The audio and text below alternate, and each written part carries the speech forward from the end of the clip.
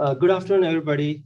Today, I would like to discuss about accelerating medical device development through the integration of Agile process.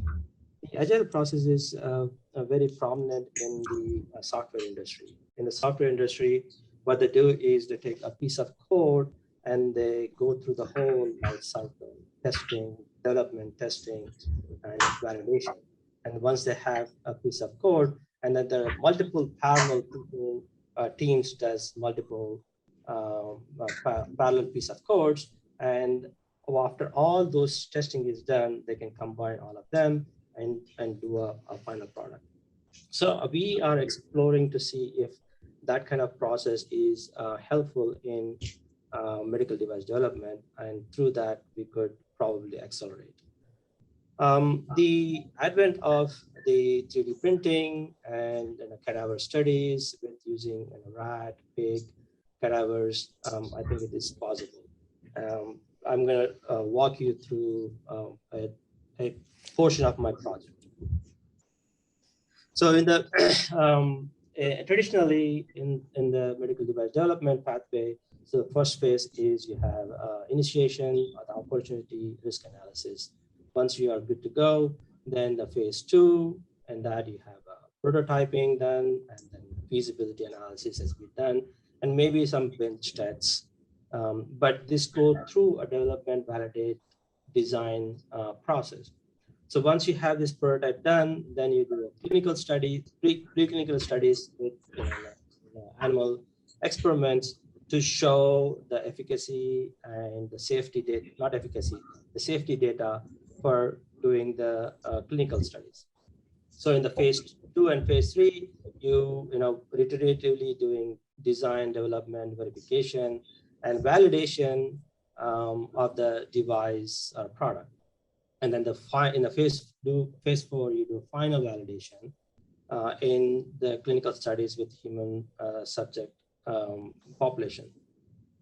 Once it's done, you do a regulatory decision, and then phase 5, you do product launch and post-launch assessment.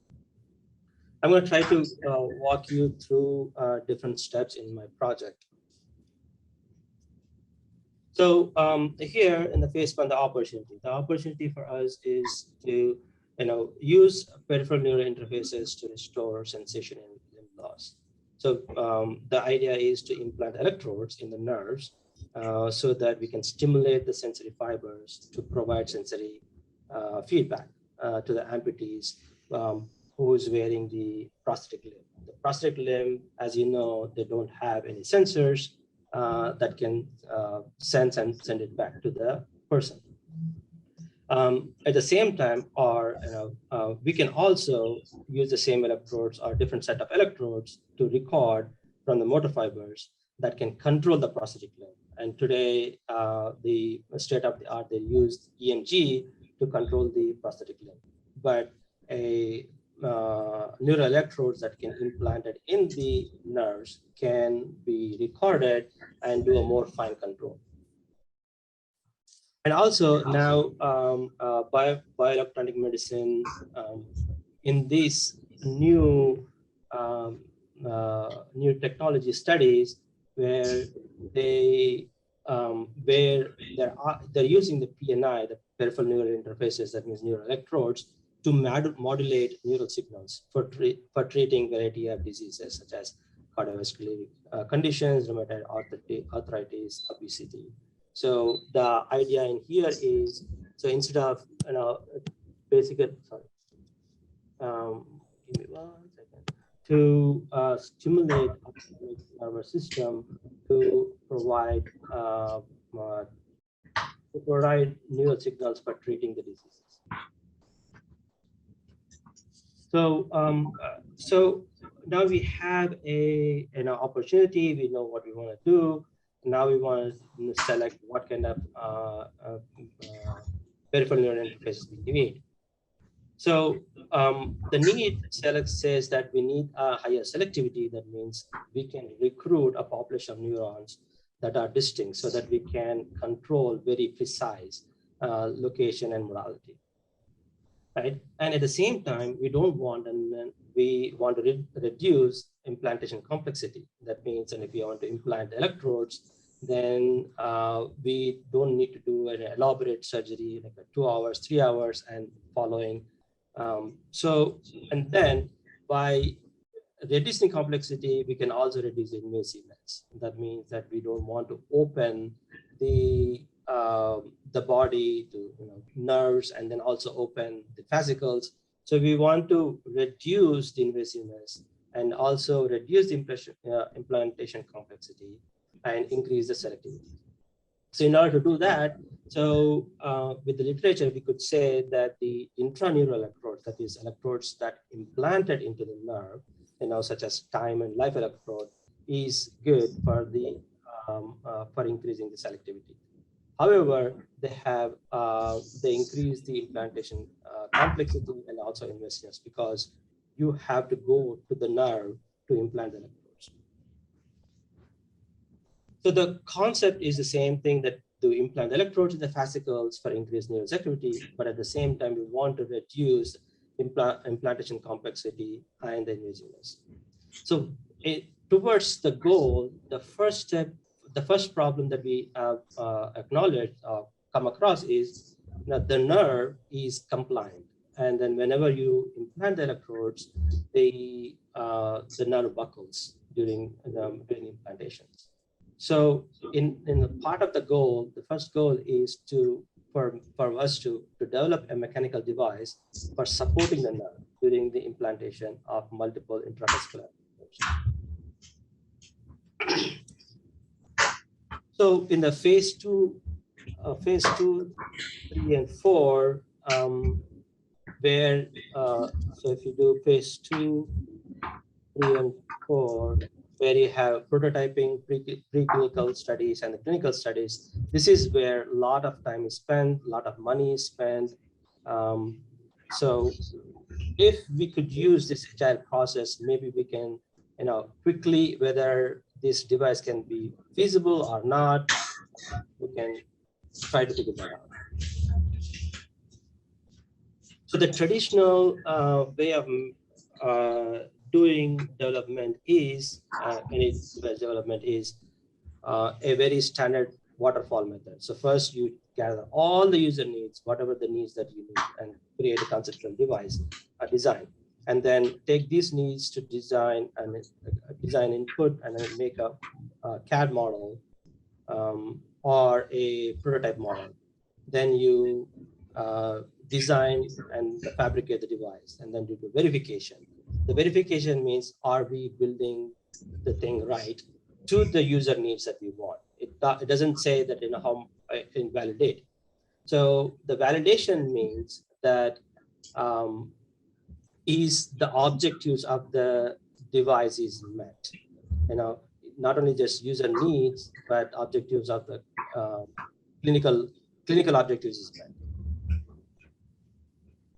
So we try to do the waterfall method and understand and how we can build a device that is support the nerve and also have avoid the damage, easy to implement, but also have a place to implant the electrodes. So using that process, we try to do that, and then 3D printing of product. The device came in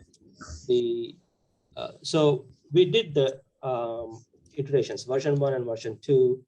In the version 2, multiple versions has been done. So in that, at the end, what we do is we try to validate in the peak sciatic nerve. The peak sciatic nerve is more close to humans. Yes, it is not the human nerve, but it's close that we can do. We can do the validation nerve. And once the whole process is done, we end up a big, bulky device, which is not so easy to implement and needs a lot of knowledge to use this device. So we thought we could use a agile method. If you see this slide in that the comparison between waterfall and agile method, Waterfall is strictly, say, requirements, design, development, testing, and then deployment. And it's a big outcome at the end. But if you see the risk level on the right side, the risk level is high, high, high, and at the end it is zero. That means that either the product is approved or the product is failed. So that means the risk is high for a long period of time. However, if you follow the agile process, we don't need to take all the requirements into consideration. We can take one or more requirements into consideration, and we can do the whole process, do testing, development, and design, and then deploy. So once we have gone through multiple phases of it, sprints of this, we could get a device where it is deployable. And at the get-go, we will know what requirements we need to change. So in the waterfall methods, what happened is you have full-blown requirements and you design and do the deployment, but it might end up that one of the requirements is not right, or a couple of the requirements is not being thought through, right? So that in order to do that, you have to go back all the way to requirements in the drawing board. You start over all again. However, here you take the very important or two very important requirements. You go through the one sprint and see what's happening, what you need to change, how you need to change. And once you have change is done, then you add upon different user needs, and you build and you build and build until you're successful. So one of the good things that I came across in here is, let me see. So one other thing came across in here is that after one sprint, you will notice that a deployable product, and it might not be the same intended process. It might be something else that you can come over. So you can pivot your different product outcomes during multiple sprints.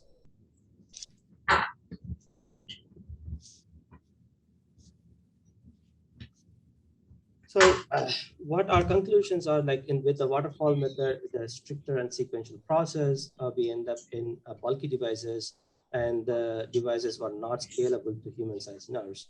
But using the agile method in a multiple sprints, I went through about 20 sprints. In there, every iteration, the footprint of the device has been reduced, and new requirements has been found, and used different ways of modifying, different ways of fabricating the device for the easy manufacturability. And the device is capable of scaling towards a human use. And at this point, what we are in a process where to validate the device in preclinical and clinical studies. Questions?